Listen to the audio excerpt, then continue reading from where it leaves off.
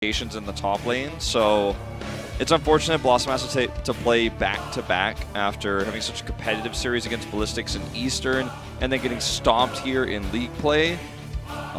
It's one of those things that, you know, you go into today's matches knowing that you're the favorite, but you're probably thinking about things that you've talked about in the team house, talked about to improve, and I think today's focus for BlossoM is, like you said, they're trying to go to BlizzCon, but also the focus for this series is to try to step up mechanical rotations and the communication. Talking about the macro, your global rotation that you just said, they were basically out-rotated by Ballistics yesterday, which was the same case for GLuck a little bit, and GLuck actually focused on drafting, banning Dehaka all the time. I don't know if that's something that they're going with the strategy of drafting, or they're just afraid of some macro control or the opponent. If we see it again today against BlossoM, which Dehaka was not to be seen at all from BlossoM, it seems like GLuck is having some problem with the macro, certainly. Yeah. And we're going to talk about Battlegrounds here real quick. Infernal Shrines will be our first map. That's what was chosen by GLuck. Been a very common pick this week, actually, with map bans on Braxis and Cursed Hollow. So avoiding one of those macro maps off the bat there with the Cursed Hollow ban. One thing that stuck out to me was you and I talked a lot about Supernova's proclivity to put Kirisaku on the Dehaka and how good of a Dehaka player he is. Yes. So to me, I think that Dehaka ban was targeted towards Supernova. Let's see, though, because if they continue to ban it, then your other theory about potentially just being scared of the macro will come true. Alex Straza, really strong for the Shrine fight, so has to be banned. You can see it open sometimes because we do have a lot of high-tier supports. Even White Mane joining into the Nexus. So there's a thing, do you ban Deckard? See, and BlossoM has been picking, just first picking Deckard all the time. It seems like if that's open, they will just take it in this series as well. Yeah, you can see White Mane has risen to second place in ban percentages. Obviously, Genji is about 89 bans ahead of her. She's got a ways to go on that one. But in terms of percentages, 8 of 12 games, she's already in 2/3 of the maps banned. It's only in Korea, not the same in NA and EU. I think they value the hero a lot less important because maybe less of a mechanical skill difference in the team and how they actually want to have a team fight along with her. Ooh, White Mane banned, so we do have 2 supports out, which basically calls for a Deckard here. Yep, it will be a Deckard. Question is, will it be first picked? Yeah, Diablo is open. Yes, it was 3 out of 3 yesterday from BlossoM. Maybe if they want to change that in a way, it was against Ballistics and they wanted to put prioritization on that Deckard. First of all, it's going to be Diablo today. Maybe they want us to have some more CC control on that Shrine. I think this is a really easy rotation for GLuck. If you think about where Diablo stands in the meta, he works best with Phoenix. If you take Deckard and Phoenix here as GLuck, you remove that synergy from Diablo. You've taken the highest tier support. You know that the early game and the rotations are going to be a lot better for BlossoM, for the Shrine control as well with Diablo, but you remove those heroes. They prefer to take the Blaze here, and that's going to be Asgard kind of controlling the top lane with this hero and having some extra safety with him. But they do remove that Phoenix. They do prioritize that highly, and that goes back to the Diablo pick. So GLuck is drafting very intelligently here. And Deckard Arena comes through. And also by Diablo, it's putting a lot of crowd control pressure onto the opponent, and Deckard, without a great cleanse, of course, can save a lot of the time with the shield later on with 4 and all the potions. But it was basically saying, GLuck, are you really ready to go against all of our crowd control without a real without a real cleanse? And Phoenix Blaze has been a combo for, including this game, 3 out of 4 games already in this Phase 2 Part 1. Seems like they just want to gel with that comfort picks. And that's not a bad choice when you're up against a team like this. BlossoM's looking for potentially the Malfurion ban here because it was not picked up early, which may actually come back to bite GLuck. Second rotation usually will get the Deckard, and they will take the Malfurion ban. So this is a pretty rare situation. We almost permanently have Deckard versus Malfurion as the matchup in Korea. This is going to force KCB on an off support. With Alex Strasza already banned, one of his more famous ones is the Stukov, but does it really suit the composition? So far, I want to say no. So this is going to be a tough choice for GLuck now, and I think picking Blaze over Deckard is going to be something they regret. Ana. Here we go, Ana. I talked about this yesterday. It is not June playing it, and certainly we do have Ana released.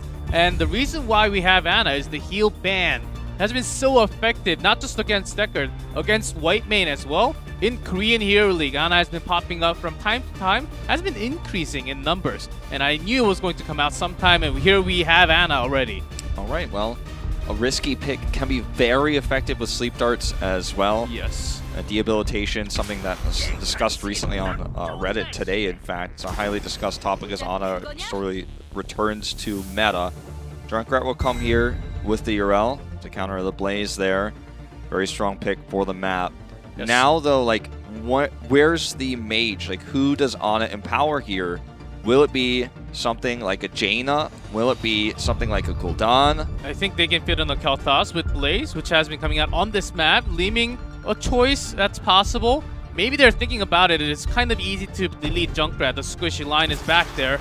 Instead, it's going to be Greymane, okay. Which I actually do like a lot as well. So another thing that, I mean, you can think about Greymane's cocktails, depending on what build he does, as a good target for Nano Boost, but also Mage build Phoenix, where he builds into his Q rather than his more standard builds, can work well with this too. And it's not to say that Ana has to have a Mage target for Nano Boost. It's not a, you know, it's not a guarantee because, Horus? like you said, we could be Horus, but what I'm trying to lead into here though is like going back to what you were saying. Ana's picked because of her heal denies more than she is as a sustained support or a Nano Boost Mage empowering support. It's about that heal ban, as it's called here in Korea. Let's see what builds the DPSs go to, and then we can talk about the Nano Boost later. Oh yes, and there's I don't think we're gonna see it today. There's a meme in Korea. You Nano Boost the Phoenix and shoots a planet cracker. It's called Kamehameha. It's a big meme, but I don't think we'll see it in HGC today. Yet, but you know, I would love to see it. You can empower that salvo as well if you time it correctly, I guess. But that's a pretty big ask. Hidden so far is Greymane's level 1. He hasn't locked in the Wolf Heart yet, so we'll find out momentarily which way he's going to head, whereas Phoenix is going into auto attacks, so not going down the Q build that, you know, we thought we might have seen. Still holding that, and okay, does lock in Wolf Heart, so neither Cocktail build nor Mage Phoenix, so this it may be Eye of Horus, but let's wait and find out. Actually, not that bad of a map to go for Horus as well. There's a push, Blaze. Just managed to get out just in time. Good thing that he actually saved that death propulsion until the end. Ana is so good at sustained heals as long as you can hit your Q, and at this level of play, KCB will hit those Qs almost every time. So, Sleep Dart connects here. But yeah, I mean, that was somewhat risky, but I think when you have an Ana behind you, you know that you can actually make that play. What I'm really curious to see is what KCB's damage is after this game, because that's another thing that we could track, because Ana is a support that in longer team fights can also just do a lot of damage. You know, I'm not talking like she's a DPS, but I mean if you compare her to a lot of melee supports, you compare her to Deckard Cain, she could double his damage output, and that kind of stuff does add up. And in a meta where Diablo will charge in, and if Ana is actually the target, she can just sleep dart straight. If you're coming in straight, it's so easy to get those stacks. Once you stack, if you just shoot through, you can have multiple sleeps. So maybe that's what they're looking for as a Diablo. That's a nice spammer into that root with the mine. Perfect kill. Yep, that's going to be, you know, CC, something that this comp is very powerful with on the side of BlossoM. Even the, you know, bigger sleep that's going to come in later, the Stay a While and Listen, is not yet available. That's going to be another huge factor for them to set up big combos. So look out for that one later, as Honkono is going to look for a grab here. Does get the hit on the Mycen. Tries to work in his way out. Yeah, there's a trap already, so he had no escape. Yeah, there was no way out of that one. The moment that he was grabbed from Diablo, the best escape route was actually top because there was the mine already right next to the wall. Well set up by BlossoM. They're making every rotation work already. 2 kills. They're pretty far ahead in the EXP already by having Irel, which, going back to the draft, gave me a question. GLuck fan, Troll, when they already picked Raynor. Raynor needs some heal, and they already took place, so it seemed like the answer was Irel, which Wiz likes to play over lots of other ones, including Troll. So I don't know if GLuck had some other information that we did not know, but it seemed like the third ban was actually a little bit of a mistake there. I agree with you, because when you look at what GLuck has, they don't really have heroes that are worried about sundering per se as well. It's not a comp that's going to be diving onto a Thrall where the sundering is going to be a big game changer. Earthquake as well doesn't really pair with anything on BlossoM. They don't have the Phoenix, so yeah, I actually think Irel would have made the top lane a lot better for GLuck with the Blaze pick they have. Right now, control of the Shrine being taken away here by BlossoM. Some really nice sleeps from KCB, kind of disrupting BlossoM's positioning, but it's a Diablo pick, so that's so hard for GLuck to deal with right now. Asgard charging in. Just have to continue pressuring as Asgard will not be safe for 310. But look at that hammer. Once again, does warp out this time, but a lot of HP being done. Numbers about the same on Modern. Ooh, was close. You have to really look for those Junkrat position. Okay, Gondar is the target here, but look at the giant root coming through. Scroll of Sealing does seal them up. Asgard's going to get body blocked. He is certainly going down. Sleep Dart's not going to save him despite KCB's best efforts here. And that should be BlossoM taking this first Shrine. They're going to get a second pick on their way out as the custom mine as well, trying to set something up, but the Iron Skin was well timed there from Roxer. But this is going to be Frozen Punisher over to BlossoM. Junkrat already going to mid lane to soak some experience because they know this is a 1-1. By that, it's one that they've won. They've secured. It's kind of a weird way to say that, but you know. They get the Punisher, and they get extra soak with 4 kills already. It seems like GLuck. Not that they have a really bad comp to come in.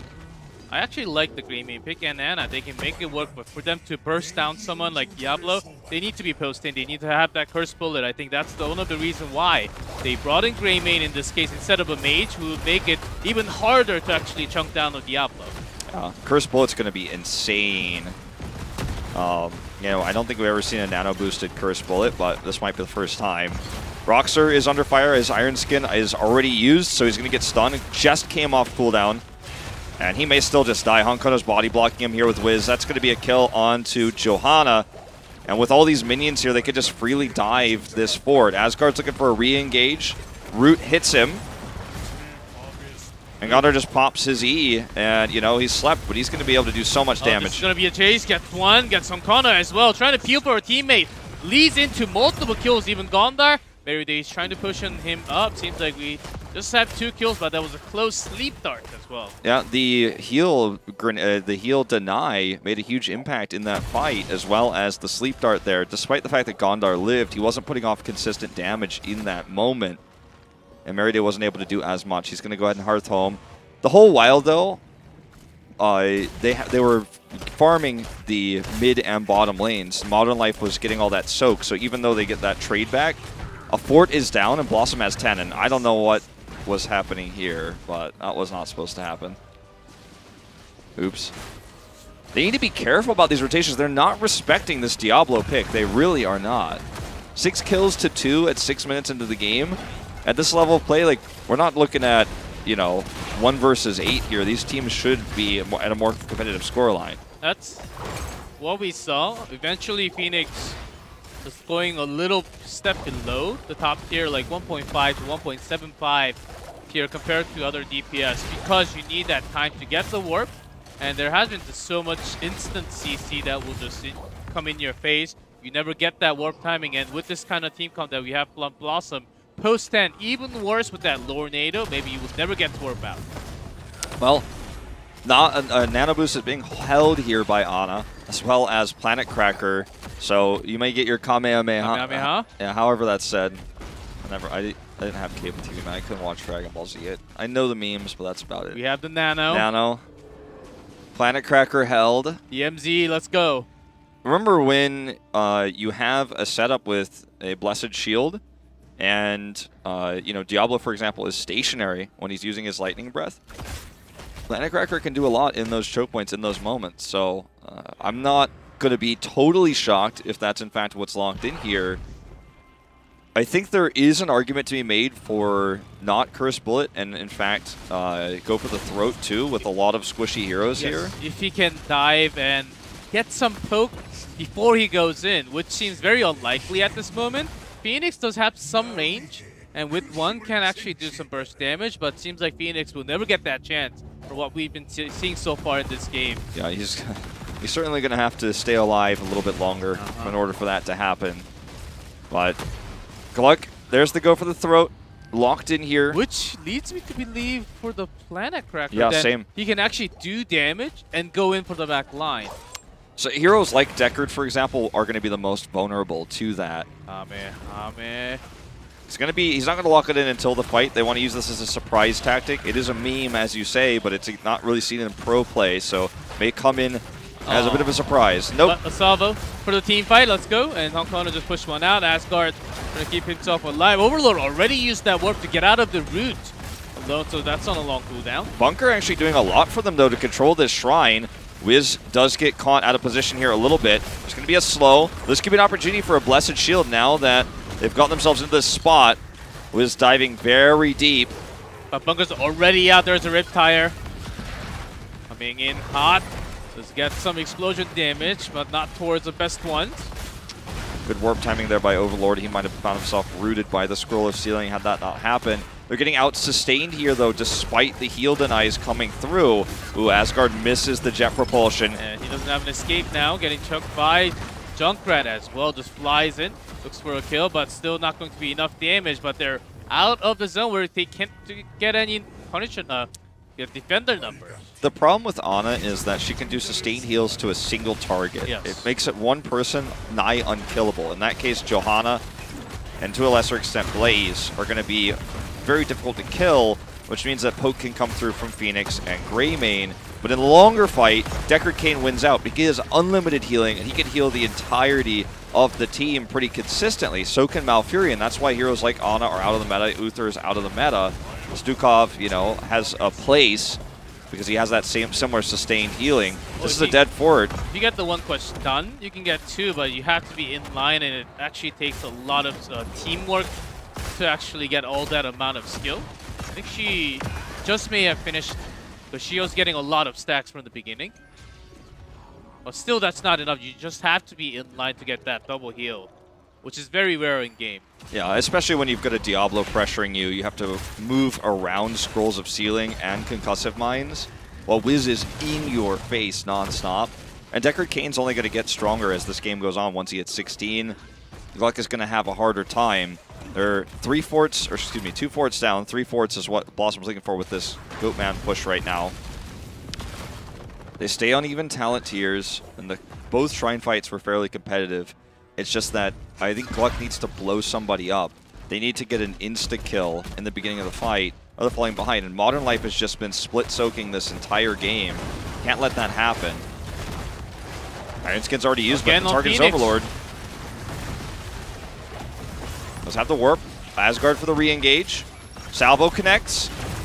So this is on Gondar, but keeping alive very well. Wiz is soaking in the damage. There's the bunker, but Overlord gets really low. He does manage to escape. And Myson also. Yeah, Myson may be killed by this Riptire. Fort says otherwise. Does knock it down here. And BlossoM fails to get the fort they were looking for with this push. Ooh, I don't know about this. Hong Kong getting very deep. They didn't have the minion wave yet. But that is going to be a massive Scroll of Sealing. That should allow the retreat. No follow-up. Junkrat is not here, and they have a lot of their heroics down, so not the best chance for BlossoM to actually dive in at this moment. Merriday's scrolls have been so good that it's so difficult for GLuck to capitalize on overextensions by Honkono, for example. If Honkono's out there and he's at half health and then Meriday just drops down that scroll, you can't chase. You either avoid the scroll and then Honkono gets away, or you walk into it and get rooted. Overlord the target again, avoids the condemn. He has a warp. Blessed Shield had to be used in order to guarantee his safety, so that's a nice trade up here for BlossoM. They got that out twice just to save Phoenix, and that was already a win. They ended up not losing anyone. BlossoM actually pushed somewhat in structures It was a long, crazy team fight. Didn't really have any casualties, but for either teams. But overall, Junkrat was actually getting some extra soak in the bottom lane, so BlossoM wins this really hard. Yeah. Gondar pushing in here, doing a ton of damage. Here's the Honkono charge in to stop the capture. There's the heal band, but she's still very safe. There's a lightning breath melting down the bunker as well.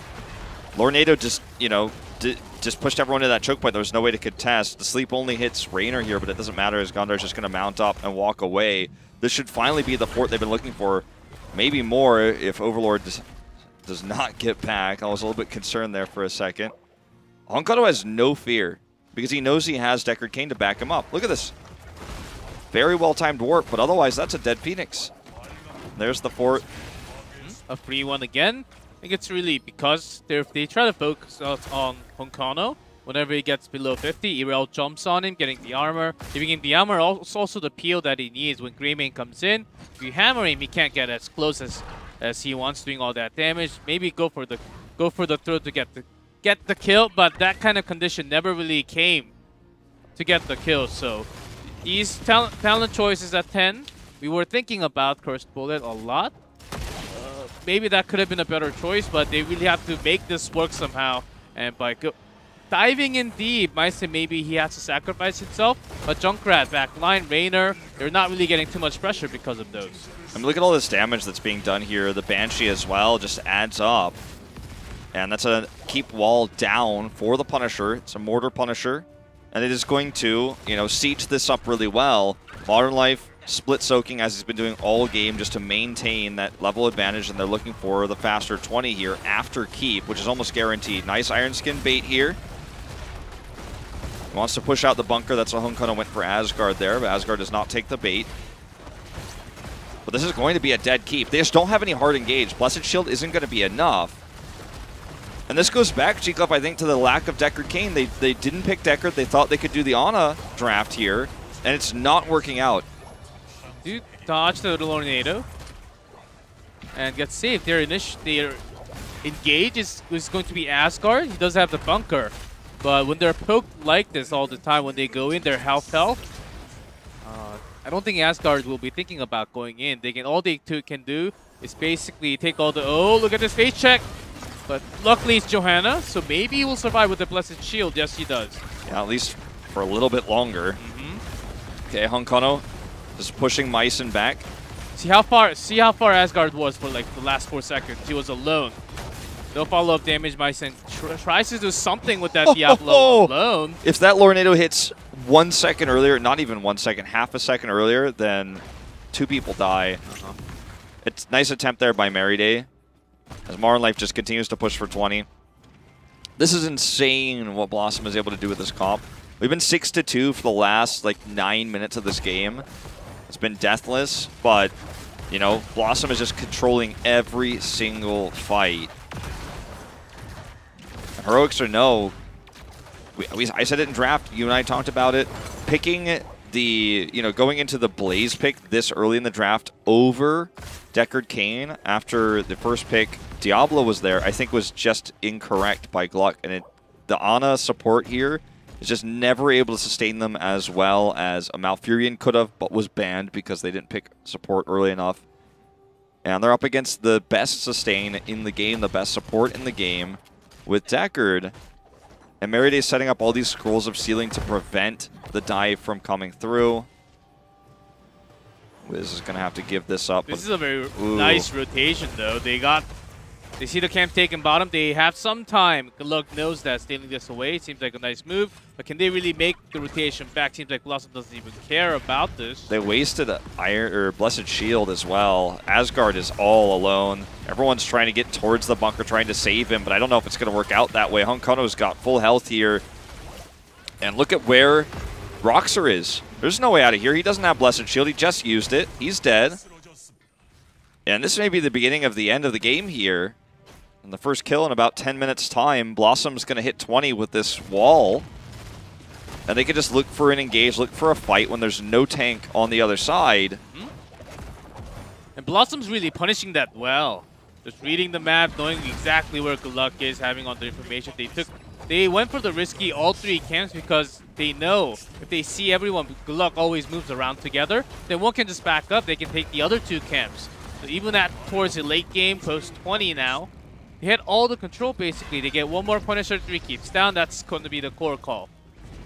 Oh. Moving down to the bot keep now. Johanna will respawn. They know they have a shrine available, so rather than trying to hard push this for 20, when they have all 3 forts up, you know, there's nothing to lose, but their opponents will get 20 if they fail. They're going to look for the safer engage here. Look at this. Asgard caught, has to bunker alone. Whoa! That poke damage from Junkrat along with the dive from Wiz, taking out almost 3 down to 20% HP. Look at Wiz by himself. Just Qs. He's going to get the double here. He's going to get the double here. Banshee going to steal the kill. There you go. That's GG, ladies and gentlemen. BlossoM will take game number 1 of our first series of the night. How would you like your core to be done? Extra crispy. I want it, yeah, very well done. Very well done, and Honkano's making that work. And all they're doing is adding some spice, some A1 sauce. Core is going down, and that's going to be game 1.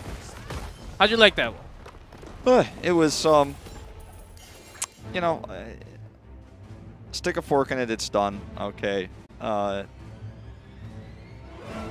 was the sneaky ref coming in, like crouching, but we still see him.